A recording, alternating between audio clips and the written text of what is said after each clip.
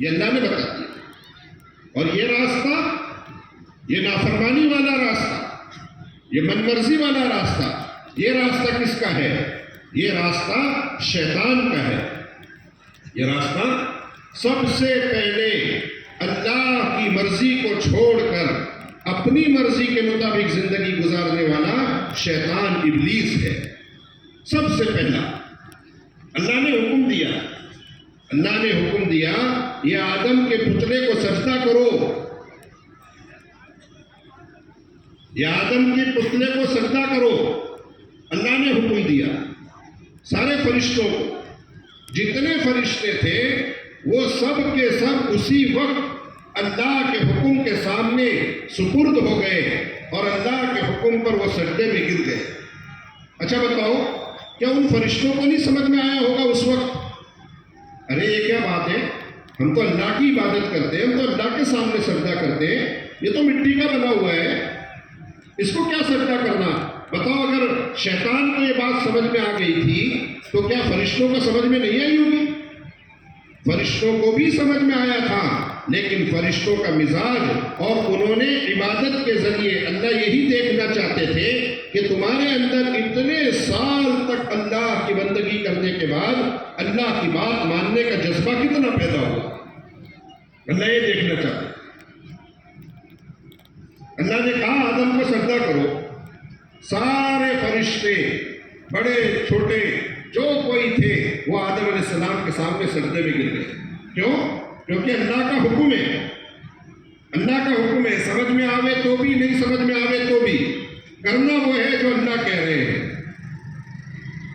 ابلیس شیطان لعین، اس کو بھی کہا کہ سجدہ کرو آدم کو۔ اب اس کی وہ اپنی اللہ کی مرضی کو چھوڑ کر اپنی من مرضی پر چلا۔ اس نے کہا اللہ یہ کیا بات ہوئی؟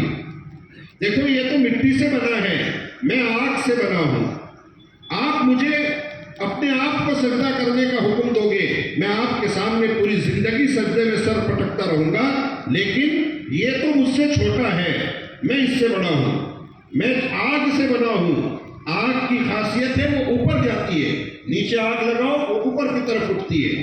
مٹی کی خاصیت ہے وہ نیچے گرتی ہے، اوپر بھی پھینکو تو نیچے آ کر گرتی ہے۔ یہ مٹی سے بنا ہوا، یہ مجھ سے کمتر ہے، یہ حقیر ہے، میں اس سے بڑا ہوں، میں اس سے زیادہ اعلیٰ اور اشرف ہوں، میں بڑا ہونے کے بعد میں اس چھوٹے کے سامنے کیسے جھک سکوں؟ حالانکہ اسے اللہ کے حکم کو پورا کرنا چاہیے تھا، لیکن وہ اللہ کے حکم کو چھوڑ کر اپنے دل کی بات پر چلا، اپنی من کی خواہش پر چلا۔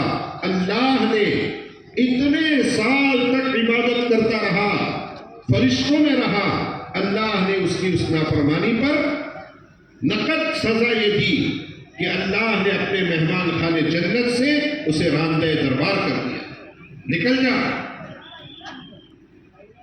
فخرج منها فإنك رجیم وإن عليك لعنتی إلی یوم الدین۔ اللہ نے کہا نکل جا میری جنت سے، نکل جا میرے مہمان خانے سے، آج سے تو ملعون ہے، قیامت تک تجھ پر اللہ کی لعنت برستی رہے گی۔ یہ راستہ شیطان کا ہے۔ یہ راستہ کس کا ہے؟ ارے بھائی یہ کھانے کا اعلان کرنے والے مائک بند کریں، مائک بند کریں۔ یہ راستہ کس کا ہے؟ یہ شیطان کا راستہ ہے، یہ شیطان کا راستہ ہے۔